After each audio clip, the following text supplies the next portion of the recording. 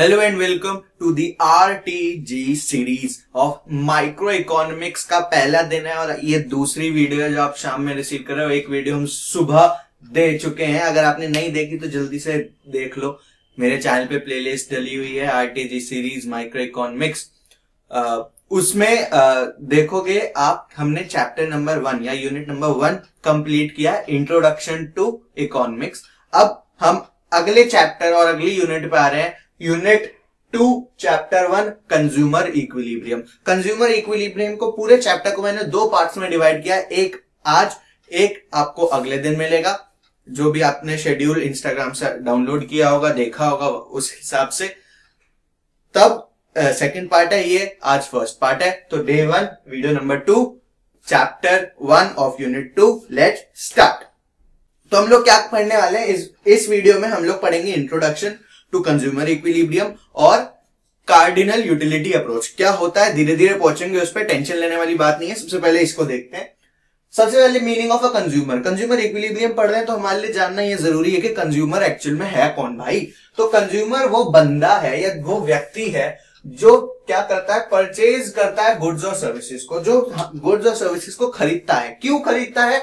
For satisfaction of wants. ये important है। जैसे कि मैंने कहा था कि मैं जैसे जैसे लिखता जाऊं, जो जो मार्क करता जाऊं, वो आप अपने साथ नोटबुक लेके बैठो और उसको मार्क करो। मेरे को पता है मेरी राइटिंग थोड़ी सी बुरी है, पर adjust please. You have no other option, even I don't have any other option. है राइटिंग ऐसी तो है, ठीक है। तो वो व्यक्ति जो गुड्स और सर्विसेज खरीदता है सेटिस्फैक्शन ऑफ वांट्स के लिए, उसको हम कहते हैं कंज्यूमर। रैशनल कंज्यूमर आ जाए एग्जाम में, पूछा जाए 1 नंबर का क्वेश्चन कि who is a rational consumer, तो ये पूरी डेफिनेशन लिख के सिर्फ एक चीज और लिखनी है कि he has no personal biasness towards any goods. मतलब वो कोई भी उसका फेवरेटिज्म जैसी कोई चीज नहीं है, कोई भी गुड उसका फेवरेट नहीं है। वो हर गुड्स और हर सर्विसेज की तरफ इक्वली देखता है।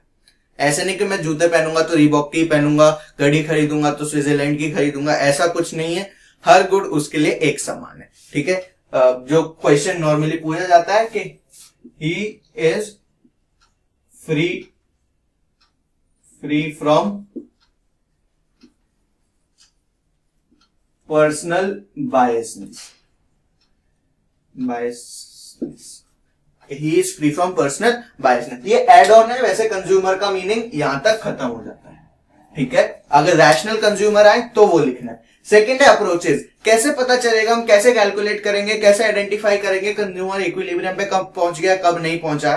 तो सबसे पहला हमारे पास यहाँ पे देखो 2 चीजें आती हैं। 2 साइंटिस्ट भाई थे, ऐसे समझते हैं, एग्जांपल लेके समझते हैं, ठीक है, स्टोरी से समझते हैं। 2 साइंटिस्ट भाई थे, दोनों लड़ रहे थे। एक कह रहा था कि हम जो है ये जो सेटिस्फैक्शन ऑफ वांट्स है, ठीक है, तो जो सेटिस्फाइंग पावर है, सेटिस्फाइंग पावर क्या होती है? हमने कोई गुड या कोई सर्विसेज को कंज्यूम किया।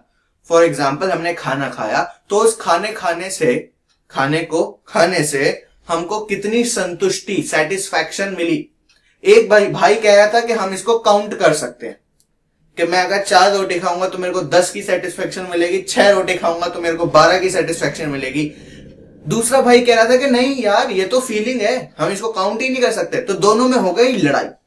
अब जब लोगों को पता चला कि ये दोनों भाई लड़ रहे हैं, तो कुछ लोग हो गए पहले वाले की तरफ, कुछ लोग हो गए दूसरे वाले की तरफ। वहां से 2 अप्रोचेस हमारे पास लिखकर के आई कंज्यूमर इक्विलिब्रियम की। एक है कार्डिनल यूटिलिटी अप्रोच, या फिर मार्शल्स यूटिलिटी अप्रोच, या फिर मार्जिनल यूटिलिटी अप्रोच। नाम मैं पहले नहीं देता था, सिर्फ एक ही नाम देता था, कार्डिनल यूटिलिटी अप्रोच याद करने के लिए। लेकिन अब एमसीक्यू ज्यादा है, तुम्हारे पास 1 मार्कर्स ज्यादा है, उसमें नाम पूछा जा सकता है कि ये अप्रोच किसने दी है, कौन ये अप्रोच किसके बारे में बात करती है। तो तीनों नाम पता होने जरूरी हैं। Cardinal utility approach, marshals utility analysis और मार्जिनल यूटिलिटी एनालिसिस। तो पहले भाई का हमको नाम मिल गया, वो भाई था मार्शल जी, ठीक है। कार्डिनल यूटिलिटी अप्रोच वो है जो हम इस वीडियो में आगे डिस्कस करने वाले हैं। सेकंड हमारे पास आता है ऑर्डिनल यूटिलिटी अप्रोच। ये दूसरा वाला है, ठीक है। ये दूसरा भाई है। कौन सा भाई है? ये देखो, हिक्सन भाई। हिक्सन्स एनालिसिस भी हम इसको कहते हैं और इनडिफरेंस कर्व एनालिसिस भी हम इसको कहते हैं। मोटे मोटे आपको ये 2 नाम याद होने चाहिए, कार्डिनल और ऑर्डिनल। कार्डिनल मतलब अगर आप मैथ्स का थोड़ा सा नॉलेज रखते हो तो कार्डिनल का मतलब होता है नंबर्स से। तो ये वो भाई है जो कि बात कर रहा था कि we can count the satisfaction power. तो मैं एसपी लिख रहा हूं सेटिस्फैक्शन पावर को, कि we can count the satisfaction power. और ये वो भाई था जो कह रहा था कि we can not count the satisfaction power. ठीक है, तो पता चलेगा कार्डिनल का मतलब होता है नंबर। एक भाई नंबर्स के बारे में बात कर रहा था कि हम गिन सकते हैं, एक भाई कह रहा था कि हम गिन नहीं सकते हैं। तो कार्डिनल यूटिलिटी अप्रोच के बारे में बात करते हैं। सबसे पहले क्या है कार्डिनल यूटिलिटी अप्रोच? वही कि measuring utility of a goods in numbers is cardinal utility approach. हालांकि ये पूछा नहीं जाएगा इसलिए मैंने लिखा नहीं, सिर्फ आपको बता रहा हूं। इसके अंदर एक बात आई थी यूटिलिटी की, मैंने यूटिलिटी शब्द यूज किया। तो यूटिलिटी होता क्या है? यूटिलिटी होती है want satisfaction power. Want satisfaction power, हमारी इच्छा को पूरी करने वाली शक्ति। ठीक है, इच्छा को पूरी करने वाली शक्ति, वांट सेटिस्फैक्शन या want satisfying power of a commodity. Commodity मतलब गुड्स या सर्विसेज। ठीक है, तो want satisfying power of a commodity is known as utility. Utility का अच्छा हम कार्डिनल अप्रोच पढ़ रहे हैं, मतलब हम काउंट कर सकते हैं। बराबर, कार्डिनल अप्रोच पढ़ रहे हैं तो मतलब हम काउंट कर सकते हैं। तो हम किस यूनिट में काउंट करेंगे? जब बात आई कि अच्छा चलो हम काउंट कर सकते हैं, तो जितने लोग कह रहे थे कि हम लोग काउंट कर सकते हैं, वो लोग एक टेबल घेर के आसपास कुर्सी लगा के बैठ गए और सोचने लगे। हाँ चलो अपनी कहानी को वापस से शुरू करते हैं। ठीक है, एक भाई था वो कह रहा था कि हम काउंट कर सकते हैं, एक भाई है जो कह रहा था कि मैं काउंट नहीं कर सकता। मार्शल कह रहा था कि हम काउंट कर सकते हैं, हिक्सन कह रहा था कि मैं काउंट नहीं कर सकता। तो उन दोनों की मम्मी जी आई, मम्मी जी ने बोला अच्छा दोनों प्रूव करो कि हम क्यों काउंट कर सकते हैं, क्यों काउंट नहीं कर सकते, जो जीता उसकी बात मान ली जाएगी। तो दोनों अपनी अपनी पलटन को लेके जो उनके आइडिया के साथ सहमत थे उनके साथ बैठ गए टेबल पे, ये सोचने के लिए कि अच्छा अगर हम काउंट कर सकते हैं तो कैसे कर सकते हैं, नहीं कर सकते तो क्यों नहीं कर सकते। तो अब बात करते हैं उस ग्रुप की जो मार्शल के साथ आगे गया। उस ग्रुप ने कहा कि अच्छा चलो काउंट करनी है, तो जैसे दूरी नापने के लिए किलोमीटर है, वजन नापने के लिए किलोग्राम है, वॉल्यूम नापने के लिए, एरिया नापने के लिए, सरफेस एरिया नापने के लिए स्क्वायर्स एंड क्यूब्स हैं, तो वॉल्यूम है, सरफेस एरिया, ठीक है, बहुत सारी अलग अलग यूनिट्स हैं, मीटर, सेंटीमीटर वगैरह वगैरह। तो यूटिलिटी नापने के लिए क्या स्टैंडर्ड यूनिट है? यूटिलिटी हम किस में नापेंगे? ठीक है, लंबाई तो चलो हमने किलोमीटर में नाप ली, यूटिलिटी हम किस में नापेंगे? तो उन्होंने एक नई चीज लेके आई जिसका नाम था यूटिल्स। यूटिल्स क्या है? Utils is the standard unit of measuring utility. Standard unit of measuring utility को यूटिल्स कहते हैं।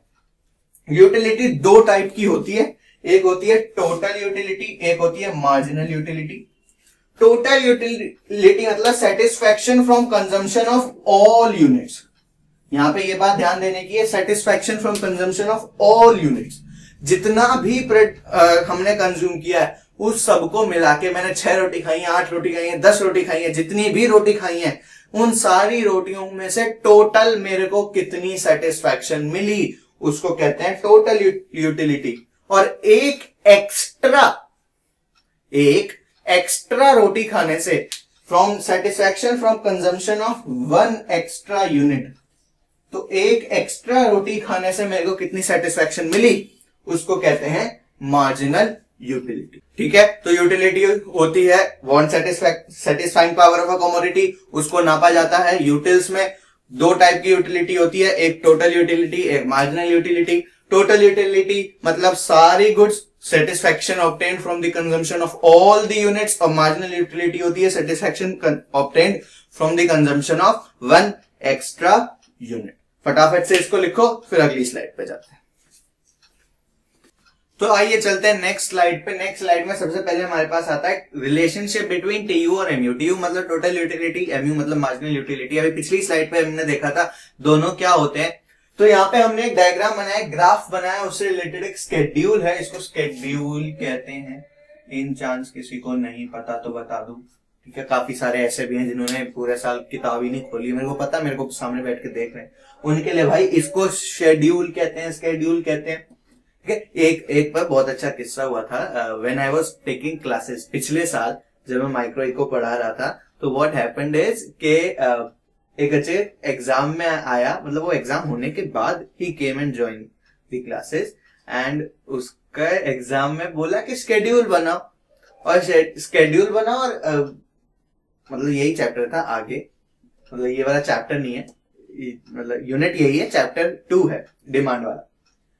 तो क्या हुआ कि उसको लगा कि ये मतलब ये सीरियल नंबर लिखा हुआ है 1 2 3 4 5 6 7 8, तो उसने इसको पूरी तरीके से इग्नोर कर दिया और वो यहीं पता नहीं कुछ खेल खेल के आ गया।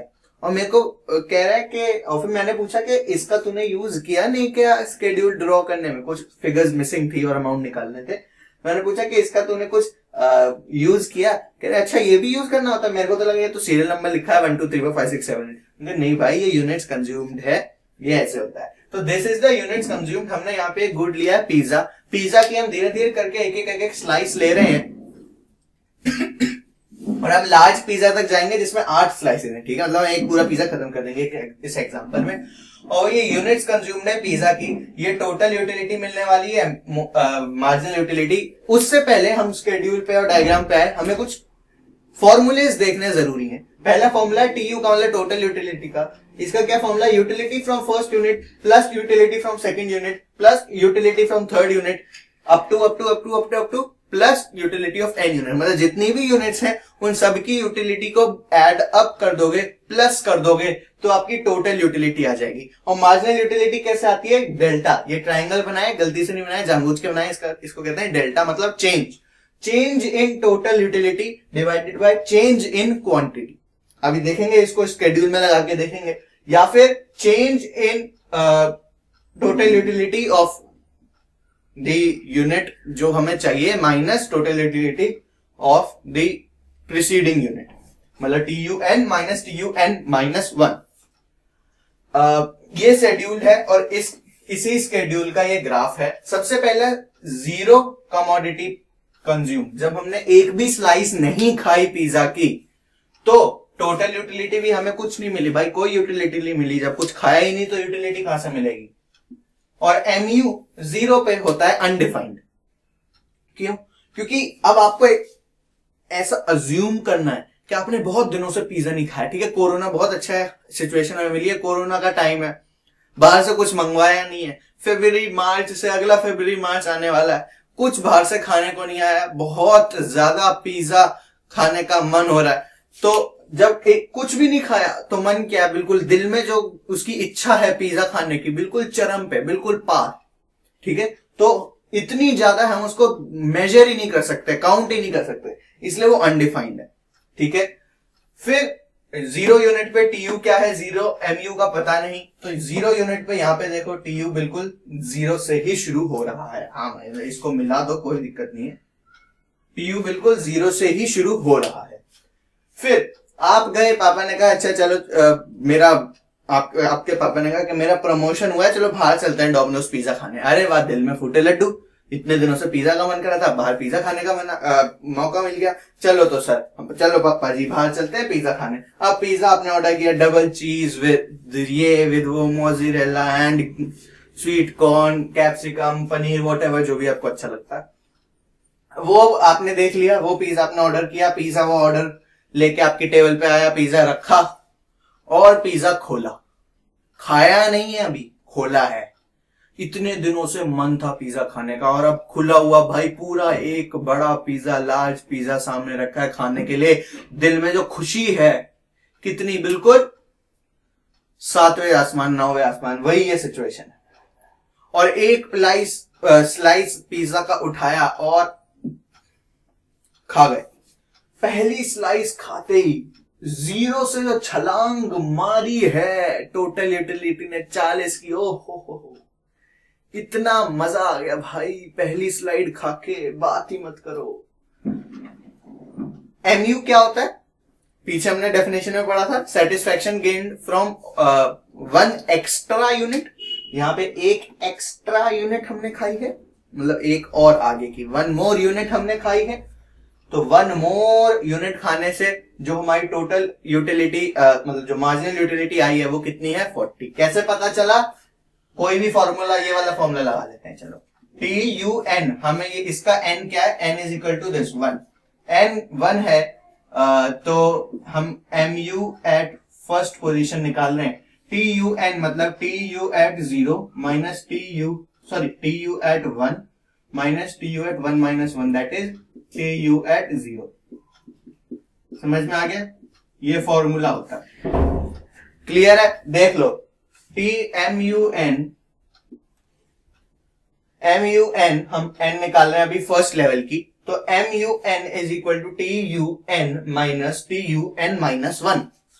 तो फर्स्ट लेवल पे TU कितना है? 40 माइनस उससे पिछले लेवल पे TU कितना था? 0। तो MU कितना आ गया? 40। क्या यही 40 यहां लिखा हुआ है? जी हाँ। ऐसे करके हम MU को निकालते हैं। मिसिंग फिगर्स अगर एग्जाम में दी हुई होंगी, ऐसे शेड्यूल बना दिया, बीच में से 2-3 टर्म माइनस कर दी, तो आपको ये फॉर्मूला मदद करेगा। ओके, क्लियर हुआ? चलो अब फिर नेक्स्ट पे आते हैं। फिर भाई एक स्लाइस खाई, ठीक है, अभी एक स्लाइस खाई, TU is equal to MU। देखो ये वाला पॉइंट, दिस इज फर्स्ट, जहां पे TU is equal to MU, वो पॉइंट जहां पे TU और MU बराबर है, दिख रहा है डायग्राम में, वो पॉइंट जहां TU और MU बराबर है, 40 अब जो भी है बराबर होने से मतलब। सेकेंड यूनिट भाई एक स्लाइस खाली, अब दूसरी स्लाइस, अब कुछ पेट में गया, हाँ टेस्ट भी आ गया पिज्जा का, कुछ पेट में भी गया, लेकिन अभी पूरी तरीके से संतुष्टि नहीं हुई, तो एक और स्लाइस निकाली और दूसरी स्लाइस करके जो खाई है उससे टोटल यूटिलिटी भाई अपन की बढ़ के 40 से पहुंच गई 78 और मार्जिनल यूटिलिटी हो गई 38। मार्जिनल यूटिलिटी मतलब एक एक्स्ट्रा खाने से कितनी मिली? एक स्लाइस ऑलरेडी खा चुके थे, एक और खाने से कितनी मिली? 38। पहले वाले से कम है? जी हां कम है। क्यों कम है? क्योंकि अब पेट में ऑलरेडी कुछ जा चुका है, ठीक है। अब जो पहले जितना मजा आया था, क्योंकि सबसे पहली बार खाया था ऑलमोस्ट 1 साल के बाद, अब उतना मजा नहीं है, लेकिन अभी भी काफी मजा आया, ठीक है। उतना नहीं है पहले वाले जितना, लेकिन काफी मजा है। तो टोटल यूटिलिटी 78 हो गई और मार्जिनल यूटिलिटी एक गिर के 38 हो गई। तो यहां पे आप देख सकते हो डिफरेंस धीरे धीरे इंक्रीज हो रहा है इन दोनों, ठीक है। ऐसे ये इसी डिफरेंस की वजह से थर्ड स्टेज पे फिर 112 और 34, फोर्थ पे 140 और 28। देखने की बात है कि यहाँ पे जो हमारी MU है वो धीरे धीरे कम होती जा रही है।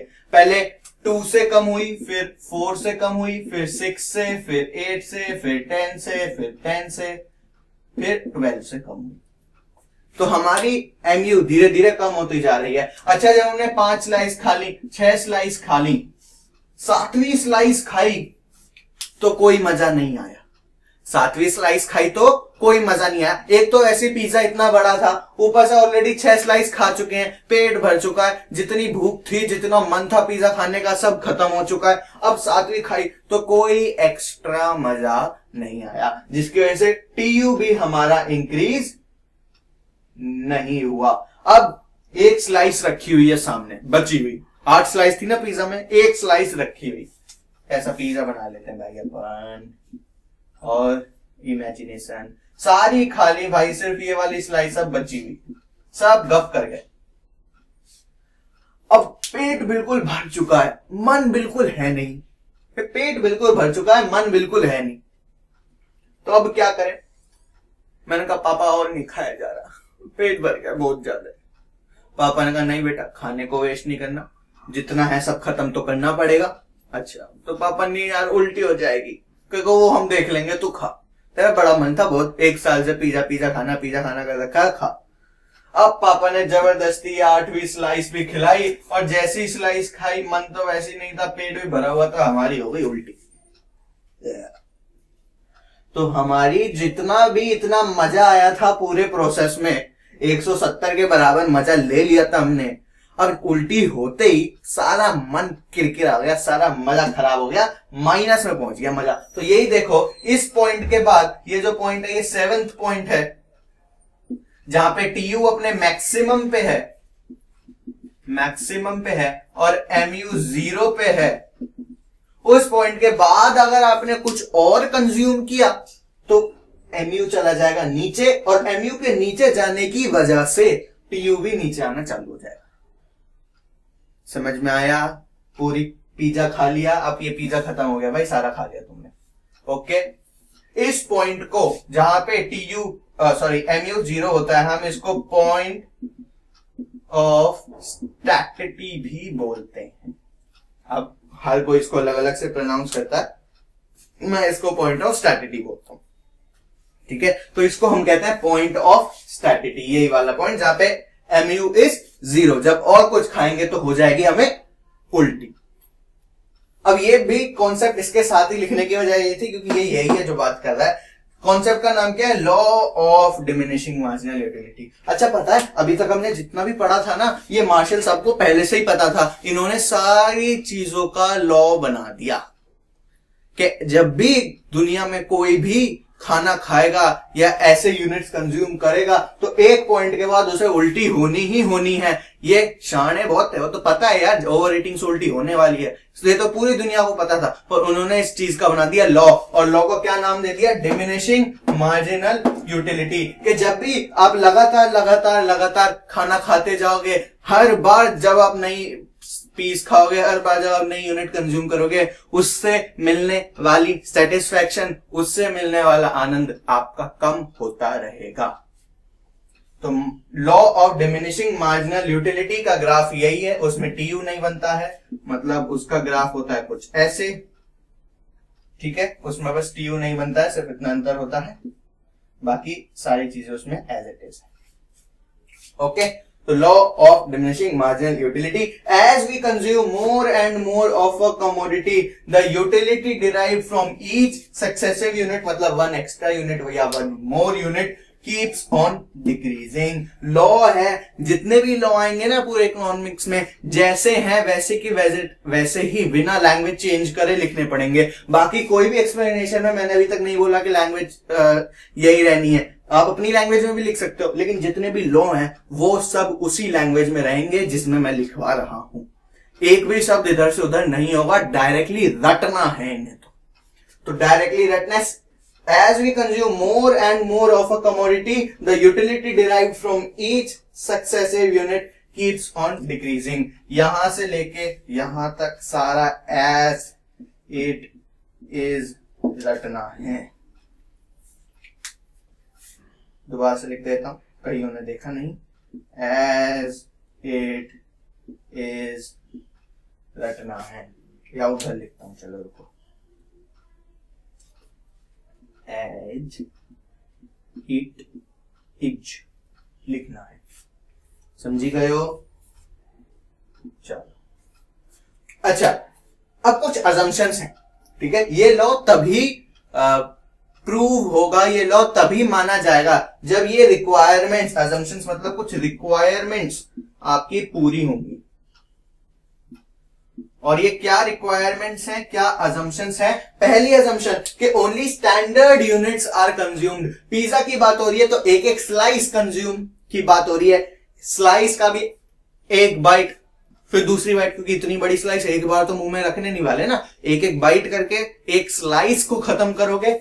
ये स्लाइस होती है तो पहले इतना खाया, फिर इतना खाया, फिर इतना खाया, फिर इतना खाया, तो एक एक बाइट करके कंज्यूम करोगे। तो हम जो बात कर रहे हैं वो स्टैंडर्ड यूनिट की कर रहे हैं, हम एक पूरी स्लाइस की कर रहे हैं, हम एक बाइट की बात नहीं कर रहे हैं, हम पूरी एक स्लाइस की बात कर रहे हैं। तो जब भी गुड्स कंज्यूम होंगे उनकी स्टैंडर्ड यूनिट्स ही कंज्यूम होंगी। चाय की बात हो रही है तो चाय, एक कप चाय कंज्यूम होगी, एक चम्मच चाय नहीं पियोगे वो तब ये लॉ नहीं काम करेगा। जब एक कप चाय पी जाएगी तभी लॉ काम करेगा। जब एक पूरी रोटी कंज्यूम करी जाएगी तभी ये लॉ काम करेगा। एक गस्सा, एक बाइट कंज्यूम करने से काम नहीं चलेगा। और दूसरी असम्पशन ये है कि भाई कंजम्पशन इज कॉन्टिन्यूअस, लगातार एक साथ सारा खाना है। 3 स्लाइस खा के पिज्जा की, उससे पैक करवा लिया कि घर जाके खाऊंगा, बाकी की 6 स्लाइस 5 स्लाइस, वो काम नहीं आने वाला। एक बार में स्टैंडर्ड यूनिट्स खानी है और एक बार में कॉन्टिन्यूअसली खानी है।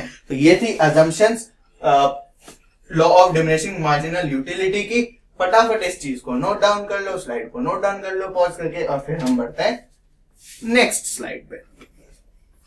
ओके, तो अब आ चुके हैं हम अपनी इस वीडियो की लास्ट स्लाइड पे, जहां पे हम लोग पढ़ने वाले consumer equilibrium under cardinal approach. तो सबसे पहले कंज्यूमर इक्विलिब्रियम होता क्या है भाई? एक ऐसी सिचुएशन है जहां पे लिमिटेड इनकम के साथ कंज्यूमर मैक्सिमम सेटिस्फैक्शन ढूंढता है। क्या है? Maximum satisfaction in limited income जब एक कंज्यूमर ढूंढता है तब उसको कंज्यूमर का इक्विलिब्रियम कहा जाता है, जहां पे मैक्सिमम सेटिस्फैक्शन एक इंपॉर्टेंट टर्म है। दो केसेस हम इसमें पढ़ेंगे। फर्स्ट केस है in case of single commodity, मतलब जब कंज्यूमर एक ही सामान, one commodity, only one good वो कंज्यूम कर रहा है, और दूसरा इन केस ऑफ टू कमोडिटीज जब कंज्यूमर दो गुड्स कंज्यूम कर रहा है। हालांकि हम भी एक कंज्यूमर है और अपनी लाइफ में देखो तो हम पूरे दिन में कितने सारे गुड्स को कंज्यूम करते हैं, लेकिन काफी सारे गुड्स को पढ़ना बहुत ज्यादा टेक्निकल हो जाएगा इस लेवल पे, इसलिए सीबीएसई ने हमारे सिलेबस में सिर्फ वन कमोडिटी का केस और टू कमोडिटी का केस दिया। सबसे पहले वन कमोडिटी पे चलते हैं। तो कैसे पता चलेगा कंज्यूमर अगर एक ही गुड कंज्यूम कर रहा है तो इक्विलिब्रियम पे है या नहीं है? दो बातें ध्यान में रखनी है, एक है प्राइस ऑफ द कमोडिटी और दूसरा है एक्सपेक्टेड यूटिलिटी मतलब MU. Price of the commodity मतलब जो सामान वो खरीद रहा है, जो एक ही सामान जो गुड खरीद रहा है उस गुड का प्राइस क्या है। मान लो वो गुड है एक्स, मान लो वो गुड है एक्स, तो वो एक्स का प्राइस क्या है, ये बात। और दूसरा, उस एक्स से मिलने वाली मार्जिनल यूटिलिटी क्या है, एक्सपेक्टेड यूटिलिटी मतलब मार्जिनल यूटिलिटी क्या है। ठीक है, अब एक बात समझो, यहां पे एक्सपेक्टेड यूटिलिटी क्यों लिखा गया है? क्योंकि यूटिलिटी जो भी हम इतनी देर से पढ़ रहे हैं वो कुछ भी एग्जैक्ट नहीं होती है। जैसे मैंने आपको पिज्जा वाला एग्जांपल दिया था कि पिज्जा आपके सामने खुला हुआ है, अभी तक आपने एक भी स्लाइस नहीं खाई है, 0 स्लाइस आपने कंज्यूम करी है, तो आपकी मार्जिनल यूटिलिटी क्या होगी? और आपने कहा था सर अनडिफाइंड, क्योंकि हम उसको गिन ही नहीं सकते हैं। फिर पहली यूनिट खाई तो आपने बोला जी 40, सेकेंड यूनिट खाई तो आपने बोला कि 38, व्हाटएवर। तो यूटिलिटी जो भी है ये एस्टिमेशन है, यूटिलिटी कभी भी एग्जैक्ट नहीं होती है। हम सिर्फ अज्यूम करते हैं, हम सिर्फ प्री एज्यूम करते हैं, हम सिर्फ एक अनुमान लगाते हैं कि मैं खाऊंगा तो मेरे को इतना का आनंद मिलेगा, मेरे को इतने की सेटिस्फैक्शन मिलेगी। असल में यूटिलिटी एक्चुअल होती ही नहीं है। तो एक्सपेक्टेड यूटिलिटी का मतलब है मार्जिनल यूटिलिटी। मार्जिनल यूटिलिटी हमें पता है, हमें पिछले लॉ में देखा है, law of diminishing marginal utility में, कि एमयू का ग्राफ हमेशा नीचे जाता रहता है और एक पॉइंट पे वो 0 से भी नीचे पहुंच जाता है। तो एमयू तो हमें पता है ऐसे ही रहने वाला है। प्राइस की लाइन सीधी क्यों बनी हुई है? क्योंकि प्राइस कमोडिटी का चेंज नहीं होता। ठीक है, प्राइस कमोडिटी का चेंज नहीं होता है, ये अजम्पशन है कंज्यूमर इक्विलिब्रियम की, हालांकि ऑफिशियल नहीं है, लेकिन हर केस में हम यही मानते हैं कि प्राइस चेंज नहीं होगा किसी भी हालत में। तो प्राइस जो है वो जो पहली कमोडिटी पे ये देखो नीचे यूनिट्स कंज्यूम, तो जितने भी यूनिट्स 1 2 3 4 हमने कंज्यूम करी थी वो सारी यहां पे आएंगी। तो जितना प्राइस पहली यूनिट्स कंज्यूम पे था उतना ही price second unit, third unit, fourth unit and so on पे ही रहेगा। तो अब यहां पे हमको दो लाइन मिली, एक एमयू की एक प्राइस की, बीच में इंटरसेक्शन हो रहा है। इंटरसेक्शन पे आप देखो, एक तो ये वाला एरिया है और एक ये वाला एरिया है।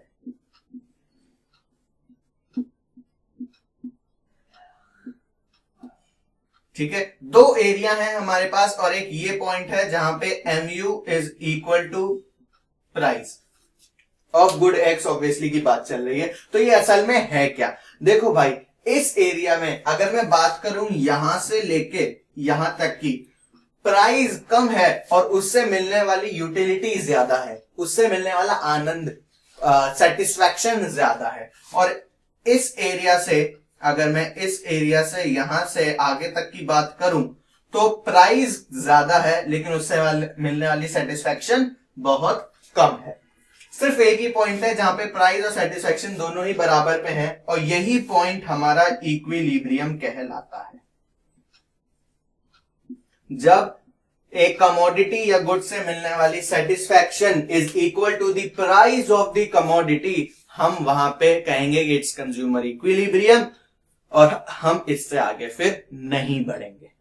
ठीक है, क्यों नहीं बढ़ेंगे? मान लो प्राइस ज्यादा है और मार्जिनल यूटिलिटी कम है, मतलब ये वाला एरिया, ये वाला बी पार्ट, कि प्राइस ज्यादा है और मार्जिनल यूटिलिटी कम है, तो एक बात सोचो, आप पैसा ज्यादा दे रहे हो, बदले में आपको सामान कम मिल रहा है या उस सामान की उतनी वैल्यू ही नहीं है, उसका इतना यूज ही नहीं है, तो फालतू में क्यों ज्यादा प्राइस दोगे? नहीं प्राइस दोगे ना, उस सामान को खरीदोगे ही नहीं। तो अगर आप बी एरिया में आते हो तो आप गुड को कंज्यूम करना बंद कर दोगे।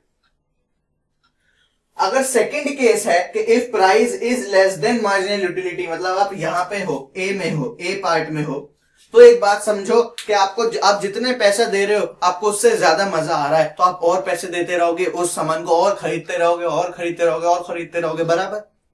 जितना ज्यादा मजा आएगा उतना ज्यादा आप सामान को खरीदोगे।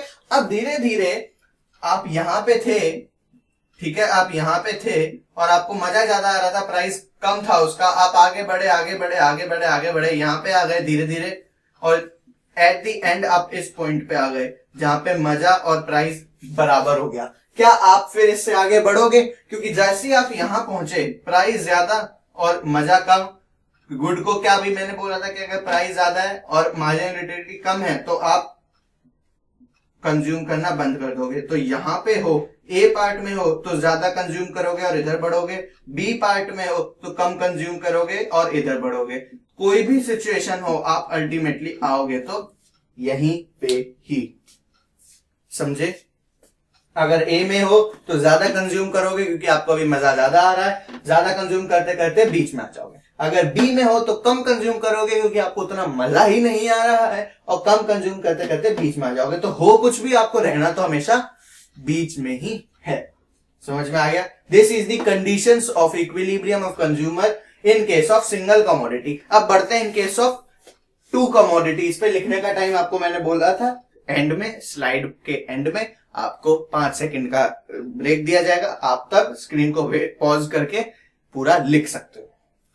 नेक्स्ट है in case of two commodity. कैसे पता चलेगा कंज्यूमर इक्विलिब्रियम में है नहीं है in case of two commodity? सबसे पहले जो इससे हमें पता चलता है वो है law of equi marginal utility. ये हमें बताएगा कि कंज्यूमर इक्विलिब्रियम पे है या नहीं। इसका दूसरा नाम है लॉ ऑफ सब्स्टिट्यूशन, इसका दूसरा नाम है लॉ ऑफ मैक्सिमम सेटिस्फैक्शन, इसी का ही दूसरा नाम है गॉसेंस सेकंड लॉ। मैंने पहले बोला था कि नाम मैं नहीं बताता, लेकिन इस बार 1 मार्कर ज्यादा है, एमसीक्यू ज्यादा है, इसलिए मेरे को नाम मजबूरन बताने पड़ रहे हैं और आपको भी याद करने पड़ेंगे। ठीक है, क्या क्या इसके नाम है पूछा जा सकता है। ये लॉ क्या कहता है? वो कहता है ये पॉइंट, लॉ कहता है कि एक कंज्यूमर इक्विलिब्रियम पे तब आएगा जब उसका मार्जिनल यूटिलिटी और प्राइस का रेशियो उन दोनों गुड्स का बराबर होगा। यहां पे हम मान के चल रहे हैं कि हम 2 गुड्स कंज्यूम कर रहे हैं, एक एक्स और एक वाई। तो उस एक्स गुड से मिलने वाली मार्जिनल यूटिलिटी अपॉन उस एक्स गुड से मिलने वाला price should be, must be, बराबर होने ही चाहिए to what? Marginal utility of good X and price of good, sorry, marginal utility of Y and price of good Y. क्या बोला? The ratio of two commodities, the ratio of marginal utility of two commodities and their respective prices must be equal. The ratio of marginal utility of two commodities with their prices must be equal. और second condition है कि TU must continuously false, मतलब TU हमेशा कम ही होना चाहिए।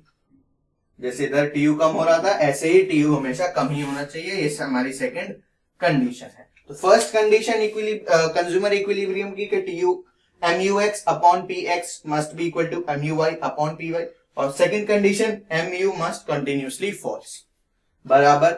अच्छा, ये बराबर हुए क्यों? MUX upon PX is, why is this equal to MUY upon PY?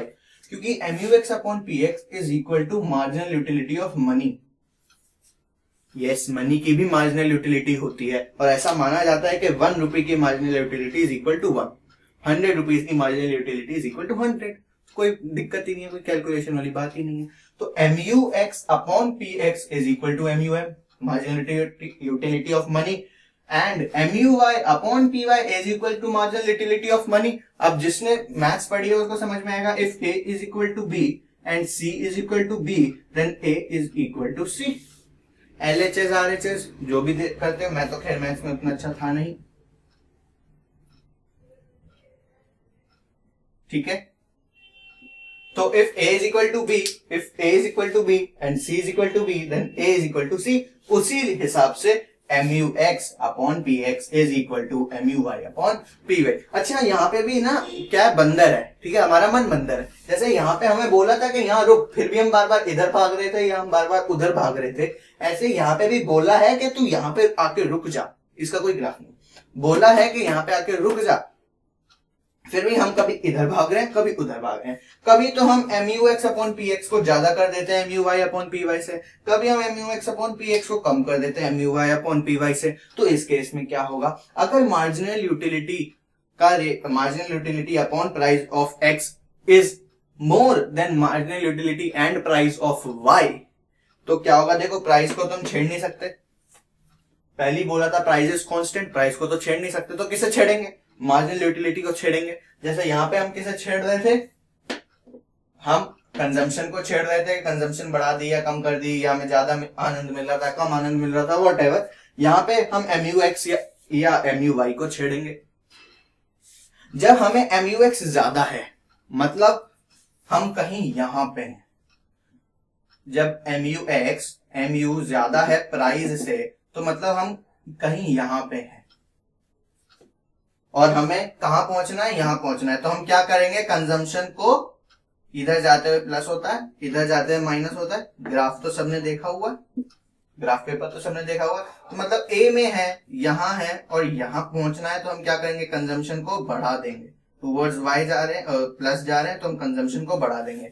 तो इस केस में हम एक्स की कंजम्पशन को बढ़ा देंगे और इस केस में हम बी में है क्योंकि हमको मार्जिनल यूटिलिटी कम मिल रही है और प्राइस उसका ज्यादा है, मार्जिनल यूटिलिटी कम है। देखो मार्जिनल यूटिलिटी कम मिल रही है, MUX is less than MUY, marginal utility कम मिल रही है और हमको किधर जाना है, इधर। हम किधर जा रहे हैं, टुवर्ड्स Y, तो हम करेंगे माइनस, मतलब यहाँ पे हम X की कंजम्पशन को करेंगे कम। अच्छा सर, हम X की कंजम्पशन को ही क्यों हिला रहे हैं, हम Y की कंजम्पशन को क्यों नहीं हिला रहे हैं? बिकॉज देखो हिलाने को तो आप Y को भी हिला सकते हो, कोई दिक्कत नहीं है, लेकिन आंसर लिखने के लिए ना जरूरी नहीं है कि आप Y को हिलाओ या X को हिलाओ, किसी को भी हिला सकते हो। बट मैं सजेस्ट करूंगा कि आप हमेशा X को हिलाओ, क्योंकि X को अगर हिलाओगे तो ये वाला डायग्राम आपके दिमाग में है, ठीक है। Y को हिलाओगे तो थोड़ा सा दिक्कत वाली बात हो सकती है, क्योंकि तब ये जो मैंने लिख के दिया है ना, ये पूरा उल्टा हो जाएगा। अब कोई कहे नहीं मैं तो Y को ही हिलाऊंगा, तो वही हिला ले भाई, तेरा मर्जी, मेरा क्या।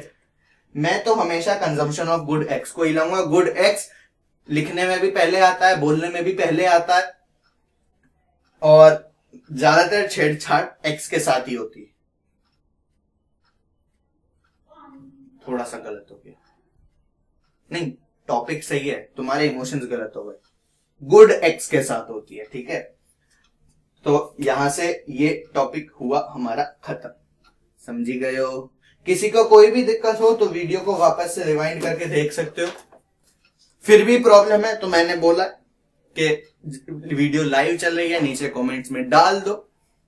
अगर 2-3 बार देखने के बाद भी समझ नहीं आ रहा है तो नीचे कमेंट में डालो, तब we will solve the doubt. कभी पता चले कि वीडियो आधे घंटे की अभी 10 मिनट की वीडियो है और डाउट डालना चालू, भाई पूरी वीडियो देख लो। नहीं समझ में आ रहा तो 1-2 बार देख लो, उसको दोबारा से देख लो। वीडियो है तुम्हारे घर में है, कोई तुमसे छीन के नहीं लेके जा रहा, तो 1-2 बार देख लो। फिर भी 2 बार देखने पे भी नहीं समझ में आता है तो फिर मेरे को बताओ, कमेंट में डालो, फिर मैं आपका डाउट पर्सनली सॉल्व करूंगा, ठीक है। हमने पार्ट 1 खत्म किया है, cardinal utility approach. Ordinal utility approach अगले दिन चालू करेंगे। Till then have a nice day ahead and all the best.